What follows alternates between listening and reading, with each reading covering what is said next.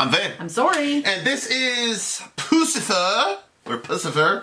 The name of the song is Potions. For Chad. For timely topical political commentary, hold on, let me get these lyrics up here. For timely topical political commentary, you can hit us up at Middle America with Vin and Sori. It's a lyric video too. There are multiple ways to get your song reviewed, dear listener. Tell them what they get. You guys, I keep getting these Braxton Hicks, so you're going to have to just give me... Suck it up. I'm a couple weeks away from delivery, so... Suck it up. I didn't say I'm not doing the video. Nobody cares. I want people to know why I'm cringing. Nobody It's not Vin. cares. Anyway, so if you would like to get your song reviewed, there's a couple ways to have that done. One is you can jump on Patreon, and the way to get in there is $1 per month, and you can join up in the alliances, and the alliances influence our list directly. You basically work with a group of people who have your same sort of song interests in mind, and then that's how you guys get it. You guys vote within your groups and stuff.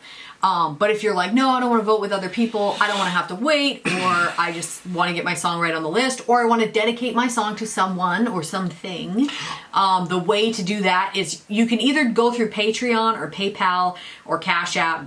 That's all the links are in the description of the video. And you can do, it's a $125 to have your song reviewed.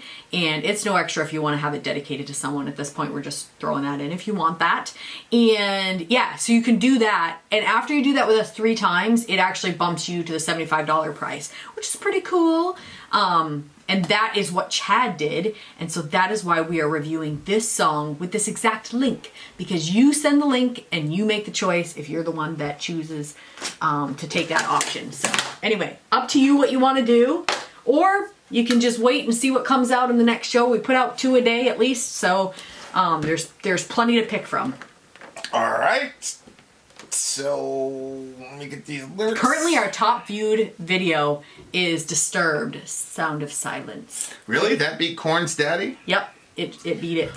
Yeah. All right. Well, Ready? that being the case, Puscifer, let's go.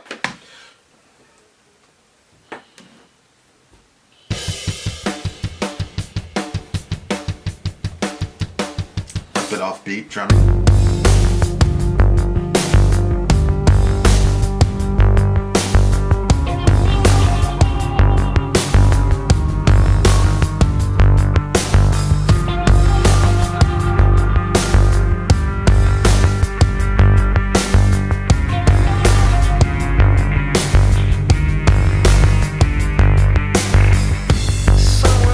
Your name today, and a stranger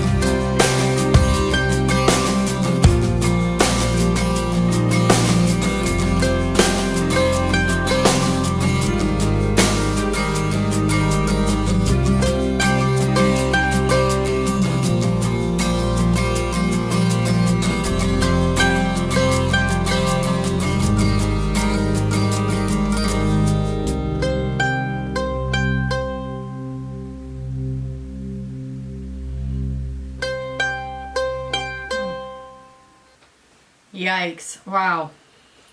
I really like that. That's a good one. Yep. It has a strange sort of sound to it, but yet also like sort of distant. But also it had a sort of high sort of sound to it. What year was that? 2008? And Holy moly, Trent Reznor was on that. Oh wow, that's crazy. And I think that obviously that this is a relationship song. But really, it could be used for any type of relationship. It doesn't just have to be a romantic relationship, although that's obviously what I was thinking about. But when he said, someone sang your name today and a stranger saw me crumble, like, oh, the person died. Oh, I didn't realize the person died. Well, that's why I was looking for the date, because, you know, Yep. his whole thing with his mom. You know, hold my broken heart and shell away, begging, bury me beside you. Oh God, that's so sad. I was looking at it as a breakup song, but yeah, this definitely sounds like the person died. Oh yeah, no, I didn't think that the whole time, because when it said the devil popped around today selling promises and potions, I remembered that time that we went to that, remember they were having that where you could talk to the dead, so people thought they were like literally contacting their dead relatives. Yeah. And like, it was sad because it was such like a heavy like feeling inside that room. Like, I can't describe it, but it was like, I didn't like the feeling inside that room. But at the same time, like, people kind of looked hopeful because there was somebody that they really loved and missed, and they really wanted to be able to contact them. So that was pretty tough. But yeah, I mean, go ahead. What do you mean? You can say, I'm gonna pull up the lyrics, but jeez, that's sad.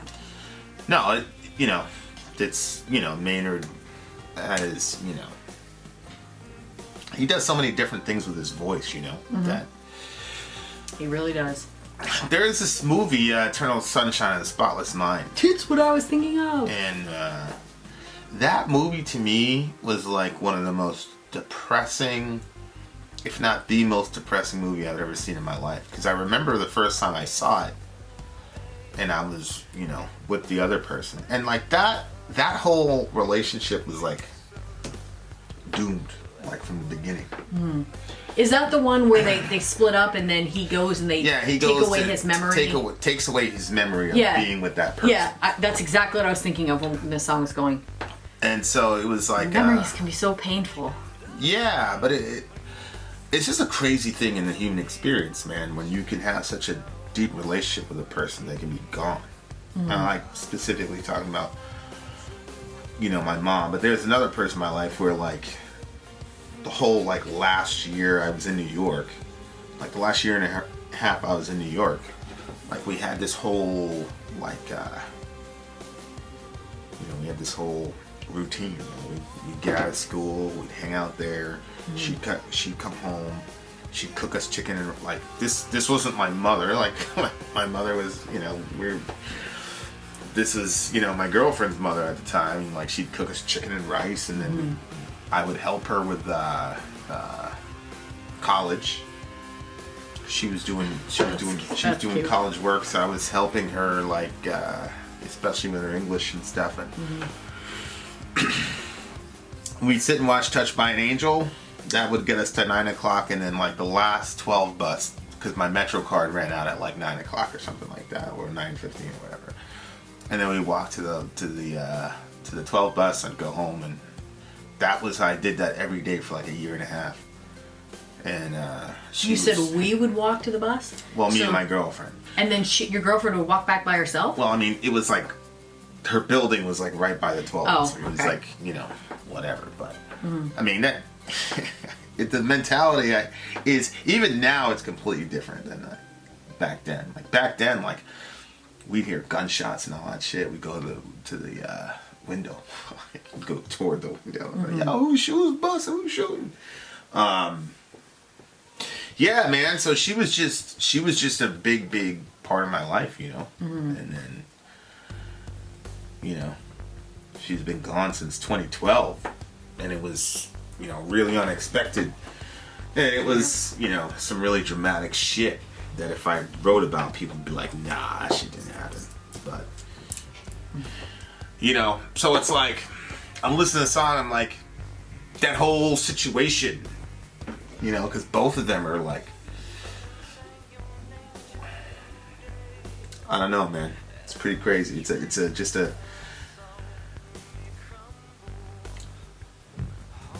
you know, like when you, it's so, like when, you know, we talk about like relationship songs or whatever, like there are different kinds of like relationships. Like I had a relationship with my girlfriend's mom, and like we deeply loved each other, and there was no like, you know, people always, anytime there's like a opposite gender love, people get all, but it really wasn't like that. It was, you know, and it was a weird dynamic because like the only person that could really like get through to her was her, through my girlfriend at the time was her, and then when I got into her life, then the girlfriend kind of listened to me too, you know what I mean? So it was like this weird kind of bond me and her had, trying to save this, you know, whatever, and like that was the dynamic of the entire relationship. So I missed all the signs of her needing help, you know what I mean? Yeah. And obviously, well, I wasn't a kid. I mean, I was 18 years old, 17, 18. She was a grown woman. Yeah. And no, yeah. No, I completely understand. You know, I get it, but you know, so you know, it's just a crazy like.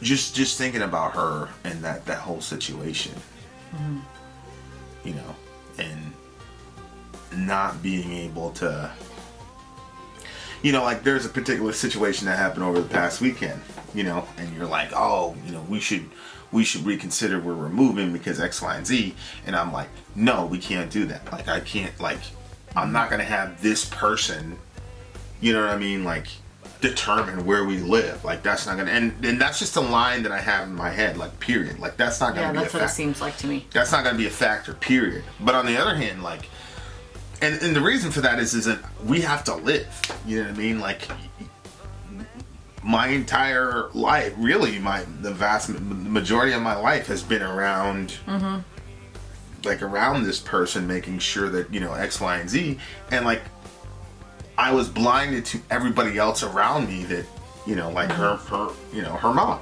Like, you know, say what you want, but I wasn't a teenager when she came up that last time, and I wasn't a teenager when she was sending us all her stuff and FedExing all the shit that was important to her. It's like, how the fuck did you miss that, bro? But it's because I was completely focused on like this person and what this person was gonna do, and then, you know, I'm always doing that, like, and the people that need me the most are always like get the short end of it. So when that whole situation happened with her and she left and all that, and I was like, and then there was these other people that were always like, I was just like, man, I'm never gonna do this again. Yeah. I'm never ever gonna do this again. And like, it's not that I'm like being completely vague here, and only like 5 people probably know what I'm talking about. But like, I had one group of people that were like, you know, wanting a lot of time and attention. I had this one person who had pretty much monopolized all my time and attention for almost a decade and a half, well, over a decade and a half, and I'm like getting pulled in all these crazy directions, and like, so that was a big thing that really. We had 3 kids at the time. That was a big thing that really stuck with me. Was like I was so focused on her that I missed like the most obvious signs of all time that somebody was in a lot of trouble. Like, you know, like nobody will be able to convince me otherwise. It doesn't matter how old or young I was. Like, you know, and it's not a day that goes by I don't think about it. Like, it happened in 2012, and like every single day I think about it. And you know, at the same time, like now she's in a bad situation, and you know, she's got you know, people around her who obviously are not invested in her well-being because they're so obsessed with me they can't stop talking shit. But they're not dealing with the fallout of all that shit. But at the same time, like, I'm not gonna center my life around making her like not do something crazy. I'm never gonna do that again, because that's what made me miss the other situation. So I'm not that's why to me, like, that line is so important. Like, where we live is not going to be determined by any of that shit. But, you know, obviously, like, I don't want her to end up like, you know, her mom, because, you know, she's the mother of my kids. So you know, so it's a really delicate balance to try to, you know, hold on to. And, you know, there's compromises, like, you know, I told her, like, go get yourself a counselor, get yourself a psychiatrist, however much the drugs cost, we will cover it 100%. Like, don't worry about any of that shit. Like, you've got Medicare for all with us, like, we're gonna take care of all that shit, which is shit that doesn't happen. You know what I mean? So it's not like I'm saying, fuck you, you know, I'm still, you know what I mean? But I'm never gonna do that again, you know, and there's no way to win in those types of situations. I always think to myself, like, would I, if I could take some pill and only end up with you, you know what I mean? And, like, have everything, but not have to worry about those memories or those people, would I do it? And, you know, you would probably assume I would say no, but it depends on the day, man. You know, really, wow, I'm very surprised. Yeah, it depends on the day, because it's a very. I'm thinking, if I could force feed you that pill, I absolutely would have. Yeah, it's a crazy situation to deal with. You know, it's a really crazy situation to deal with, and you know, there's a sense in which, like, nobody really understands that part of you, of me. Like when she died, like, yeah, it's like nobody's really ever gonna understand. Like even my own mother didn't understand what that's like. You know what I'm saying? My mother, like, when I was with that girl, my mother was like, like, my mother would have loved you, like, to death. But, you know, so my mom was, like, already, like, she knew the how much trouble it was gonna be for me, and obviously being my mother, she didn't want me to deal with that. So she didn't really get a lot of time to know this girl, you know what I'm saying? So yeah, having that relationship with her, and, like, somebody that understands what it was like to try to take care of this person, and try to emotionally carry this person who's, you know, obviously bent on some sort of self-destruction, and there's always this sort of, like, quiet dread that you have that this person's gonna do X, Y, and Z, and it's like, man, you know. And sometimes, like, seeing that person, like, because her mom had a very distinct look, and she does too, and sometimes, like, I can't even look at her, bro, like, because mannerisms and all that shit, that's just like, man. You know what I mean? Like, it's difficult. Yeah. You know, it's difficult, but at the same time, like, you gotta live, man. You know what I'm saying? Like, I gotta live, you know, and I can't, you know,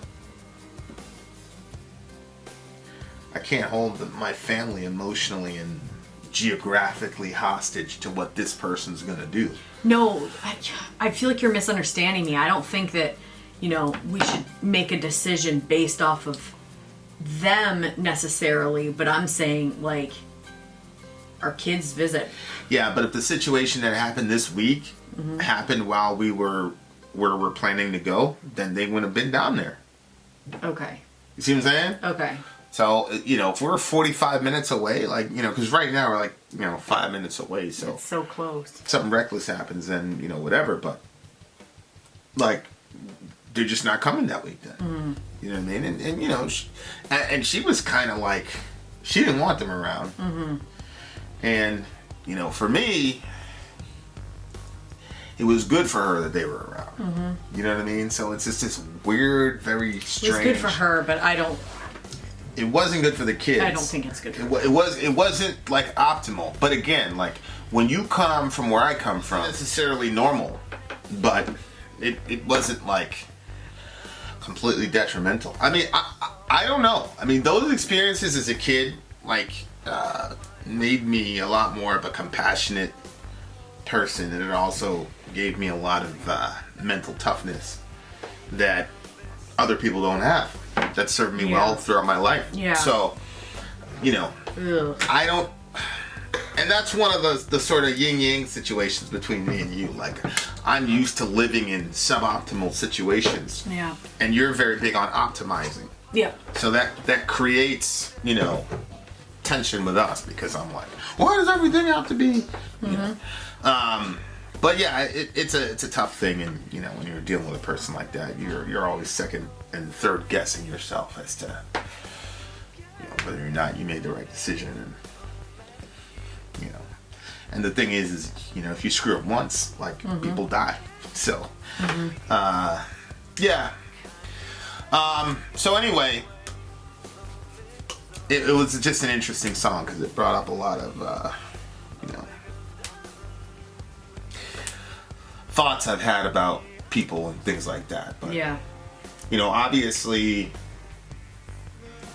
when you think about the brevity of life and how much, I was telling Dorian one time, like, when you're reading the Bible and you're reading the events in these people's lives, these are like episodes in a life of, like, a lot of life is just mundane, cyclical. It's not like these massive things are happening in a person's life all their life.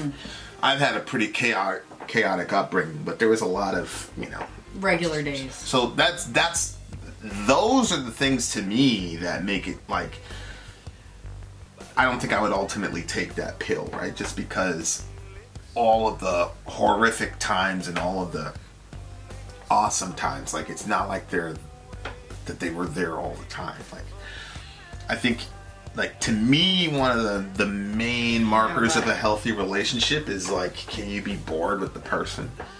You know what I mean? Like, can you do, like, the regular day-to-day, we're talking about, like, the panties or whatever, like, it's just a regular, Hanes one's not the, you know what I mean? Like, he saw this commercial when you were, what, like a kid? I was a kid, yeah. And there was, like, Hanes Her Way underwear hanging on the line or something like that. And so in his mind, that's, like, regular, like, that's... Yeah, that's just regular, mundane, day-to-day life type of thing. And the guy was narrating and basically saying, like, that's when I, because she wasn't wearing the fancy, whatever. I was an 8th grader, and I'm like, yeah, bro, like, that's true. And I, like, swore to myself I would never, ever in my life wear Hanes Her Way. So I'm like, but I have this robe, and so he compares the robe. Right, the robe. Right, so the I blue, have this blue robe. You got this blue robe, that's the marker, right? Like, yeah. There you go. Just regular and frumpy. It looks particularly bad when I'm pregnant, the way it, like, hangs off my belly. But it has that, I guess it carries for him that idea. Yeah. Yeah. So there you go. It's a good song. Maynard's got a great voice. Yeah, I think that, like, talented as hell. That's for sure. When I think about memories, like, sometimes memories are like, like, there's certain concepts that you can, like, just kind of think about, and they have kind of like an eerie feel to them, but also like something that makes you super curious. For instance, existence is one of those. When you think about, okay, so, like, Orion was, like, not here, and now he's here, and we can't even imagine our lives without him. And like, a year ago, he was just like the kids were talking about how, like, they were like, oh, I cannot believe that we were complaining about the only thing that we had to do for him was just, like, flip him over on his back. Yeah. You know what I mean? Now he's like, he goes over to this, he's pulling stuff out of this cupboard, Very and demanding. that cupboard, he's demanding, he's crying, he was screaming one time in the middle of a review. I was so nervous. As soon as we finished the review, we both bolted downstairs because we were, like, right at the end. It turns out he had got a pencil, and he was trying to run around with a pencil, and the kids took the pencil from him, and he was so angry that they took the pencil from him that he was screaming, like, I legit thought there was gonna be, like, a blood gushing out of his head. He was screaming so loud. But anyway, like, memory is one of those things that I think about, like, as existence, and I think about how memories, they're good and they're so terrible, and, like, sometimes they bring warm feelings, but then other times they bring, like, a real coldness, and, like, it just really depends on the memory itself. And this weird thing happens to me when I'm pregnant, where all of a sudden, like, I will smell something that's, like, not there. So, like, I came upstairs and I could smell, it's gonna make me a little emotional. I could smell my meme's perfume, and I could smell her soup cooking. And I was like, oh, I miss Meme so much. Like, I wish that I could just go visit her and sit down. My grandmother, she lived in our backyard, which I think was probably complete hell for my mother, because that's her mother-in-law, and she literally would just walk into our house and everything. Like, she wouldn't knock. She had her key that she was not supposed to use, but just for emergency sakes or whatever, and she used it all the time. She just walked right in, and like, she would just take your stuff. She'd rummage through your stuff. Like, so I can see how it would be extremely frustrating to have a mother-in-law doing that. But she wasn't my mother-in-law. She was my grandmother. And she was such a pivotal part of my upbringing, because I used to visit her all the time. And like, our house was like, there was always something going on, and it was so chaotic. And, you know, my mother was teaching us and helping my dad with the business and trying to do her own thing. And so like, the house, it was hard to keep the house orderly, and my dad wanted it orderly, and my mom didn't really care. And so there was all like the dramas of like family that happen when you have a family, and especially when you have more than just like one kid. And we always had the neighbor kids at our house, but Meme's place was like always clean, and she always had something like yummy to eat, and she would just take care of you from the time that you walked in till the time that you left, unless she wanted something done, and in which case you were going to be taking care of her, and on her time limit too. Like, she wants it now, it's happening now. But at a certain time in the evening, she would put on, she called it her night, which was her PJs, and she would just chill out in her chair, and she'd get you something to eat, and she'd sit down, and then we'd just talk and watch the TV, and it was just really, really relaxing. And I felt Meme wasn't like the type of person that was like, you'd say, I love you, Meme, and she'd say, me too. I hate it when somebody says me too. Like, what does that mean? You love yourself too? Or like, I want to hear, I love you too. But Meme, just the way that she was, like, I just felt loved by Meme. And she would, like, if you did something, she was a perfectionist, but if you could nail your perfectionism to match hers, she would sing your praises from sunup to sundown. So I think that's probably a lot where I got my perfectionism from, was because I wanted that approval and celebration from Meme, and my father too. But anyway, so like, I smelled that when I came up the stairs, and then it like, I just like missed her so much, and I was like wishing so badly that I could go visit her. And then I was thinking about how like sense and different things and memory works, and like, I think that, you know, there are certain types of relationships, like, you know, when you're talking about that stuff, you have some sweet memories, but it brings a lot, like, memory can bring a lot of pain. And so the concept of, would you rather not remember any of it? You know, there are certain memories that I will not let myself think about. I won't even go there. And then on rare occasions I do, and when I do, it's extremely painful. And I think that, like, you're not like that. You kind of like explore it seems to me you explore painful memories, so that way they can't just run up on you out of nowhere, because that's what memories do. Yeah. Like, yeah, I assume if something randomly pops in my head, it's because God's telling me it's time for me to deal with that particular situation. Well, I think that I've been pushing them away, all of them, for so long that it's like... Oh, yeah. There's too many. But, so yeah, I think that it would be even harder to deal with painful memories if you're not, like, in a good situation. Like, you could use the breakup situation. So you were in a really, you know, a relationship that you liked and you wanted to be a part of, and then you guys break up, and then you have the memories of that relationship, but you're not with anybody, and you're still super lonely, and you miss the person, and you know what I mean? But it's easier to deal with those memories if you're in a relationship that you're happy in and you want to be in, you know? It's not as painful. But I don't know. Memories are weird things, and like, they're weird because they're not tangible. And they can be they can kind of get drummed up by, like I said, a scent or a random object that looks like an object from that memory. And so it's just, I don't know, it's the mind, and the mind is something that, and then I think that goes back to your, like, those discussions that you have with people about, you know, like, people can be like, oh, like, different things that are tangible and we can understand them, but then there are some things about us that we're, like, not super clear on. Like, you know, memories.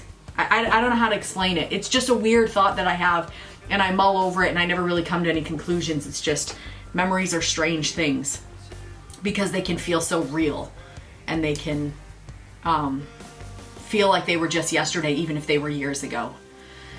And like I said, they can bring good feelings and bad feelings, and I don't know. What do you get the song?